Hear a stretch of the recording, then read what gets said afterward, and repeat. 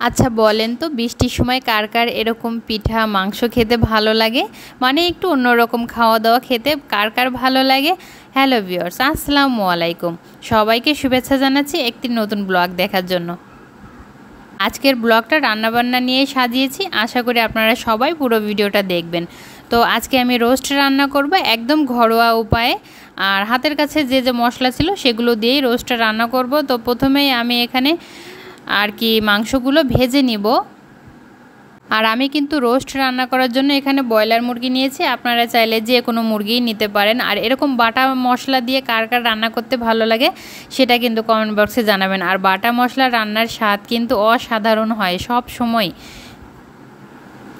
তো মাংসটা ভাজা হয়ে গেলে আমি এখানে অন্য একটা কড়াইতে তেল গরম করে তারপর মশলা দিয়ে দিলাম। এই যে আদা রসুন জিরা বাটা, এগুলোকে একটু ভালো করে ভাজি করে নিতে হবে যাতে মশলার কাঁচা গন্ধটা চলে যায়। তো একটু ভাজা হয়ে গেলে আমি এখানে সামান্য করে পানি দিয়ে দিলাম আর কি। পানিটা ভালো করে একটু মিশিয়ে দিয়ে তারপর এখানে রোস্টের মশলা দিয়ে দিলাম। আমি প্যাকেটের মশলা ব্যবহার করেছি, এর জন্য আমার কোনো ঝামেলা হয়নি, বাড়তি অন্য কোনো মশলা কিনতেও হয়নি।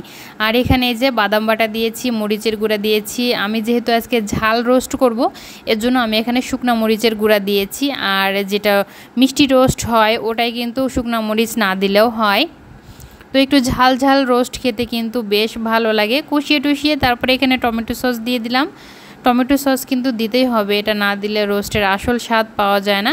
তো এই মশলাটাকে ভালো করে একটু কষিয়ে নিচ্ছি। ততক্ষণে বললেন তো আমার এই ভিডিওটা আপনারা কে কোথা থেকে দেখছেন অবশ্যই কিন্তু আমাকে কমেন্ট করে জানাবেন। আর ভিডিওটা যদি ভালো লাগে অবশ্যই কিন্তু লাইক কমেন্ট ও শেয়ার করতে ভুলবেন না, কারণ আপনাদের ছোট্ট একটা লাইক আমাকে ভিডিও বানাতে অনেক বেশি উৎসাহ দেয়।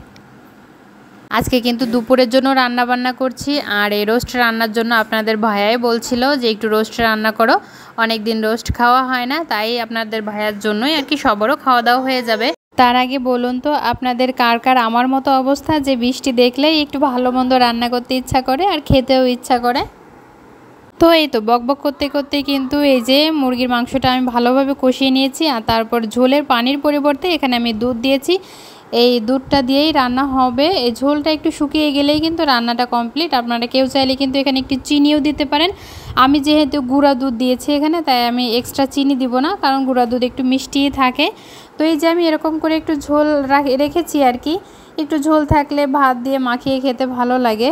তো রান্নাটা শেষ হয়ে গেছে। তারপরে আমি এখানে কিছু চিংড়ি মাছ ভুনা করে নেব। আমার আব্বুর খুব পছন্দ এইভাবে চিংড়ি মাছ ভুনা। তো সব তরকারি থাকবে, মাংসও থাকবে, মাছ অন্য মাছ থাকবে, কিন্তু চিংড়ি মাছ যদি এভাবে ভুনা করে দেওয়া হয় সে আর কোনো কিছুই খাবে না, শুধু এই চিংড়ি মাছটা দিয়েই ভাত খেয়ে নেবে। তার এতটাই পছন্দ এই চিংড়ি মাছের ভুনাটা। আমার মা কিন্তু এভাবেই আমার আব্বুকে এই চিংড়ি মাছের ভুনাটা করে দেয়। তো আমিও এখন শিখে গেছি এই চিংড়ি মাছের ভুনাটা, আমার কাছেও অনেক ভালো লাগে। আর আব্বু যেহেতু অন্য কোনো মাছ খেতে পছন্দ করে না, শুধু এই চিংড়ি মাছ আর ইলিশ মাছটাই খায়। আর সমুদ্রের কিছু মাছ আছে খায়, শুধু এই মাছ দুইটাই সবথেকে বেশি পছন্দ করে। তো সে যেভাবেই পছন্দ করে সেভাবেই তাকে রান্না করে দেওয়া হয়। এই তো মাছটা ভালো করে মশলা দিয়ে সুন্দর করে কষিয়ে নিয়েছি আর সামান্য করে একটু পানি দিয়েছি। এই পানিটা দিয়ে চিংড়ি মাছটা রান্না হয়ে যাবে। আর চিংড়ি মাছটা কিন্তু অনেক নরম থাকে আর রান্না করতে খুব বেশি সময় লাগে না। এই যে একদম ভুনা ভুনা করে নিয়েছি, আরও একটু টানিয়ে নিব, হয়ে গেল চিংড়ি মাছের ভুনা। তারপরে আমি গরুর মাংসটা এখানে বসাই দিছি। আর আগে থেকে ভিডিও করতে পারিনি, ভিডিওটা স্কিপ হয়ে গেছে। মাংসের ভিতরে আমি কিন্তু সব মশলাই দিয়েছি। আপনারা আবার বলিয়েন না যে ভিডিওর ভিতরে দেখা যাচ্ছে না বলে কোনো মশলা দিইনি, তাই বলে বলেন না যে মশলা ছাড়া রান্না করেছি। অনেকেই কিন্তু এ ধরনের কমেন্ট করে। আমার আগের যে রান্নার ব্লগগুলো আছে ওই রান্নাগুলোতে অনেকেই দেখি কমেন্ট করে, আপু এই মশলা দেন নাই, ওই মশলা দেন নাই, ছি এটা কি খাওয়া যায়, এটা কি রান্না বলে? আসলে ওইভাবে আসলে রান্না করিও না, আর ওইভাবে রান্না করলে সেটা খাওয়াও যায় না।